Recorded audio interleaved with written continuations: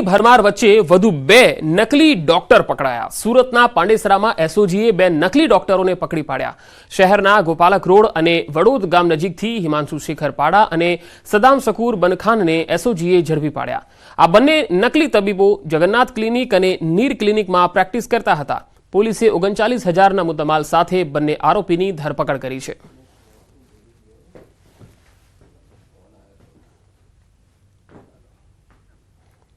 તો 39,000થી વધુનો મુદ્દામાલ પણ અહીંથી પકડાયો છે। નકલીની ભરમાર વચ્ચે હવે નકલી તબીબો પણ સામે આવી રહ્યા છે। પોલીસે આ બંને નકલી તબીબોને પકડી કાયદેસરની કાર્યવાહી કરી છે। પાંડેસરા વિસ્તારમાં આ નકલી ડોક્ટર પ્રેક્ટિસ કરતા હતા। ગોપાલક રોડ અને વડોદ ગામ નજીકથી આ બંનેની ધરપકડ કરાઈ છે। અને હવે અંતમાં નજર ટોપ 3 હેડલાઇન્સ પર। ભારતના 7 ગેમર સાથે પીએમ મોદીએ કરી ચર્ચા। ભુજના તીર્થ મહેતા પણ સામેલ। પડકારો અને કયા સુધારા કરી શકાય તેના પર ચર્ચા થઈ। સૌરાષ્ટ્ર કચ્છના દરિયાકાંઠે રહેશે અકળામણભરી સ્થિતિ, તો કેટલાક વિસ્તારોમાં વરસાદ, તો એપ્રિલના અંતમાં ગરમીનું જોર વધે તેવી આગાહી। ગુજરાતની 26 બેઠકો પર ફોર્મ ભરવાનો આજે બીજો દિવસ। પહેલા દિવસે અનેક નેતાઓએ ઉપાડ્યા ફોર્મ। અમદાવાદમાં 85 ટીમોનું ચેકિંગ। કચ્છ, દીવ, દમણ, દાદરાનગર મારે જાહેર કરાઈ છે આગાહી। 14 થી 16 એપ્રિલ સુધી ફૂંકાઈ શકે છે તેજ પવન। 30 થી 40 કિલોમીટરની ઝડપે ફૂંકાઈ શકે છે પવન। થંડરસ્ટ્રોમ એક્ટિવિટી સાથે સામાન્ય વરસાદ થશે। ગુજરાતમાં 2 દિવસ રહેશે વરસાદી માહોલ। આજે ગુજરાતના 11 જિલ્લામાં થઈ શકે વરસાદ। વલસાડ, દાહોદ, છોટાઉદેપુર, નર્મદા, આણંદ, નવસારીમાં વરસાદની આગાહી। સુરત, ભરૂચ, અમરેલી, ભાવનગર, ગીર સોમનાથ અને દાદરાનગર હવેલીમાં પણ થઈ શકે વરસાદ। લુણાવાડામાં ટીટોડીએ મૂકેલા ઈંડાને લઈ અંબાલાલ પટેલે આ વર્ષે સારા ચોમાસાની કરી આગાહી। કહ્યું, હાલ જે ઈંડા મૂક્યા છે તે બચ્ચા મોટા થઈને ઉડી જાય ત્યારબાદ વરસાદ આવવાની માન્યતા। તાપીમાં ઉકાઈ ડેમમાંથી 800 ક્યુસેક પાણી છોડાયું। ઉનાળામાં પાણીની માંગ 150 એમએલડીથી વધીને 1520 એમએલડી થઈ। પાણી અતિશય દુર્ગંધ મારતું હોવાથી પાણી છોડાયું। પાણીની નવી આવક થતાં લેવલ 540 મીટરે પહોંચ્યું। એકતાનગરમાં જંગલ સફારીમાં પ્રાણીઓ માટે એસી મુકાયા। કાળઝાળ ગરમીથી પ્રાણીઓને મળશે રક્ષણ, તે માટે 20 જેટલા એસી અને 50 કુલર લગાવાયા। અંગ દઝાડતી ગરમીમાં વિદેશી પ્રાણીઓની ખાસ દેખરેખ રખાશે। મોરબીમાં શંકાસ્પદ ઘીનો જથ્થો ઝડપાયો। નહેરુ ગેટ વિસ્તારમાં ફૂડ વિભાગે દરોડા પાડીને 50 કિલો ઘીનો જથ્થો કર્યો જપ્ત। 300 રૂપિયા પ્રતિ કિલોએ વેચાતા હતા અખાદ્ય ઘી। ફરિયાદના પગલે ફૂડ વિભાગની કાર્યવાહી।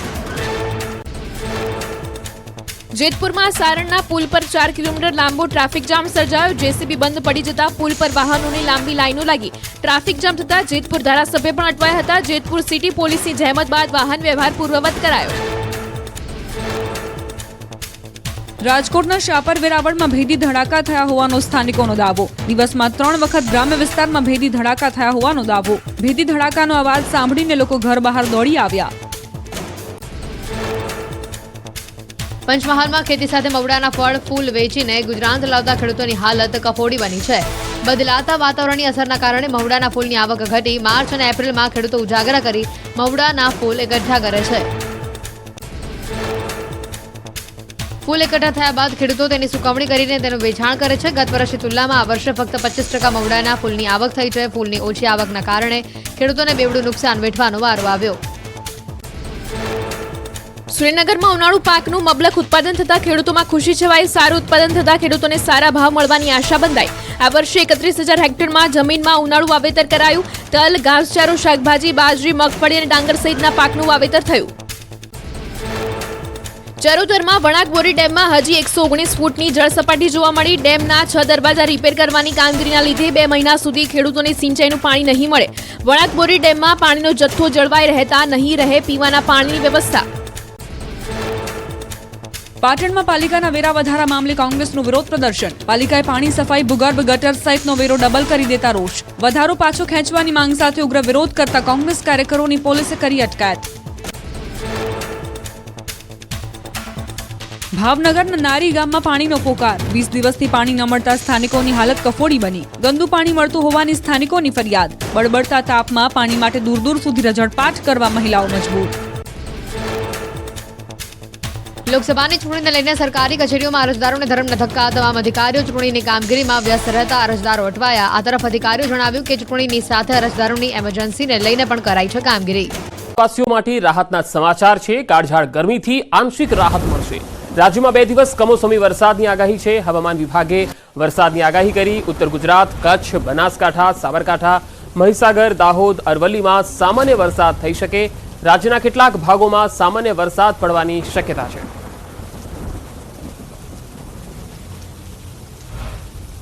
आज साउथ राजस्थान और नॉर्थ गुजरात के ऊपर बना हुआ है, जिसके कारण आज और कल के दिनों में लाइट रेन आइसोलेटेड प्लेसेस पे होने का पूर्वानुमान दिया गया है। जो ज़िले हैं जहाँ पे लाइट रेन होने का पूर्वानुमान दिया गया है आज के लिए वो कच्छ है, बनासकांठा है, साबरकांठा, अरावली, महिसागर और दाहोद है। तो मैं अपना माध्यमથી જાણીશું કે આજે ને આવતીકાલે કયા કયા વિસ્તારોમાં વરસાદની સંભાવના છે। સૌથી પહેલા આજની વાત કરીએ તો આજે કયા કયા વરસાદની સંભાવના છે। તો સૌથી પહેલા કચ્છનો વિસ્તાર આખો છે કે જ્યાં આજે વરસાદની સંભાવના છે।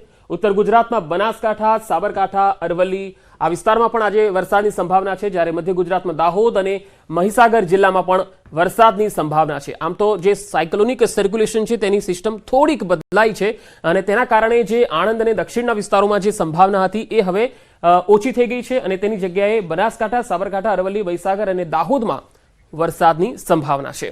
ગુજરાતના ખેડૂતો માટે હવે મહત્વના સમાચાર આવી રહ્યા છે। આ વર્ષના ચોમાસામાં વરસાદ સારો રહેશે। મહેસાણાના એઠોરના ગણપતિ દાદાના મંદિર ખાતે યોજાયો શુકન મેળો। ત્રિદિવસીય આ મેળામાં વર્ષફળ જોવાય છે, જેમાં વડીલો અને નાયકોના મુખેથી બોલાયેલા શબ્દોનું અર્થઘટન કરી વર્તારો કાઢવામાં આવે છે। સાથે ફૂલ અને અનાજ પરથી વર્તારો કઢાય છે। વર્ષફળના શુકનમાં વર્તારો જોવાયો, જેમાં આ વર્ષે વરસાદ સારો રહેશે। ચોમાસાનું આગમન વહેલું થશે। વર્ષ એકંદરે 10 આની રહેશે। રવિ પાક સારો રહેશે અને એવું પણ વર્ષફળનું શુકન જોવાયું છે।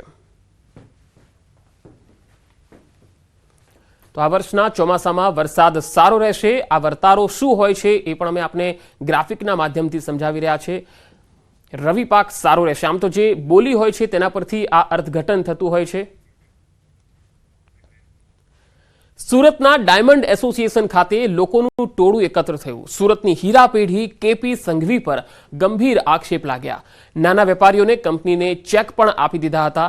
હીરા વેપારીઓ અને તેમના પરિવારજનો ડાયમંડ એસોસિએશન પહોંચ્યા। કેપી સંઘવી પેઢીને કારણે નાના વેપારીઓને જેલમાં જવાનો વારો આવ્યો। બધું ભરપાઈ કરી દીધું છે, સુકવણું કર્યું છે, દલાલની સહી અમારી પાસે છે, તોય કેપી સંઘવીએ અમારી માથે કેસ કરેલો છે। એ કેસમાં 4 મહિના મારા પતિ જઈ આવેલા છે। હવે મને તો એવો જ વિચાર આવે છે કે આમાં એક જ છે કે હું આત્મહત્યા કરું। હું આત્મહત્યા કરીશ એટલે મારા પતિ આવશે। આનો બધો એટલે બધો જજ ક્યાં જશે? તો આમાં એક કેપી સંઘવી જ તે એનો ઓલો રહેશે। શરતના હિસાબે એ લોકોએ પાછા આપ્યા નથી અને તોય કેસ ચાલુ રાખ્યા છે અને અમારા લેડીઝોના નામ કેસમાં કરેલા છે। પણ અમે દબાણમાં આવ્યા ને અમે કાંઈ પણ પગલું ભર્યું તો એ આપણે આ કેપી સંઘવી છે ને એમની જવાબદારી રહેશે। અમે ઘણી જગ્યાએ રજૂઆત કરેલી છે। રાજકોટમાં આવતીકાલે મળશે ક્ષત્રિય સમાજનું સંમેલન। આવતીકાલે સાંજે 5 વાગ્યે મહાસંમેલન શરૂ થશે। રાજકોટ પોલીસ આપી શકે છે મહાસંમેલન અંગે મંજૂરી। ડીસીબી, એસઓજી, એલસીબી સહિત સ્થાનિક પોલીસ સહિત 250થી વધુ અધિકારીઓને જવાનો બંદોબસ્તમાં તૈનાત રહેશે। પોલીસે ટ્રાફિક અંગે પણ સર્વેની કામગીરી પૂરી કરી છે। મંજૂરીની પ્રક્રિયા મોટાભાગે પૂર્ણ થવા આવી હોવાની માહિતી છે। આવતીકાલે રતનપર ગામમાં ખુલ્લા ખેતરમાં આ સંમેલન મળી રહ્યું છે, જેમાં સ્ટેજ પણ બનાવવામાં આવી રહ્યો છે। 2 લાખ માણસની વ્યવસ્થા કરવામાં આવી રહી છે। ખાસ કરીને ટાવર પણ સાઉન્ડ સિસ્ટમ ઊભી કરવામાં આવી રહી છે। કેવડી સાઉન્ડ સિસ્ટમ? સાઉન્ડ સિસ્ટમ હે બહુ મોટી છે, જબરજસ્ત છે। સાબરકાંઠાના હિંમતનગરમાં રૂપાલાના નિવેદનના વિરોધમાં ક્ષત્રિય રાજપૂત સમાજનું સંમેલન યોજાયું। સાબરકાંઠા અને અરવલ્લી જિલ્લાના આ સંમેલનમાં મોટી સંખ્યામાં ક્ષત્રિય સમાજના આગેવાનો જોડાયા। સંમેલનમાં રૂપાલાની ટિકિટ રદ કરવાની ઉગ્ર માંગણી થઈ।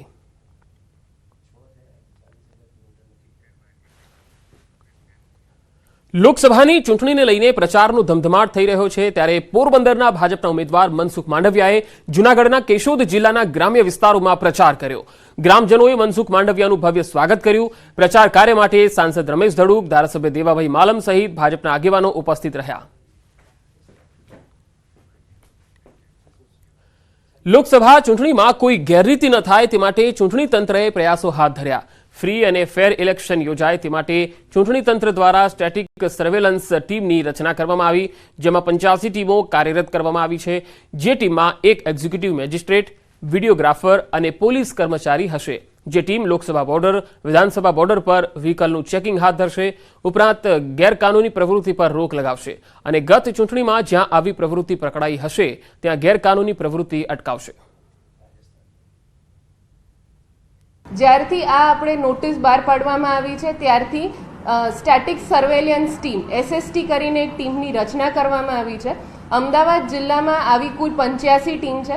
આ ટીમનું કાર્ય એ છે કે એ જ્યાં જિલ્લાની બોર્ડર ચેન્જ થતી હોય અથવા તો એવી જગ્યાઓ છે કે જ્યાં ગઈ વખતે ઇલેક્શન રિલેટેડ માહિતી પકડાઈ હોય એ જગ્યાએ વ્હીકલ્સની ચકાસણી કરશે.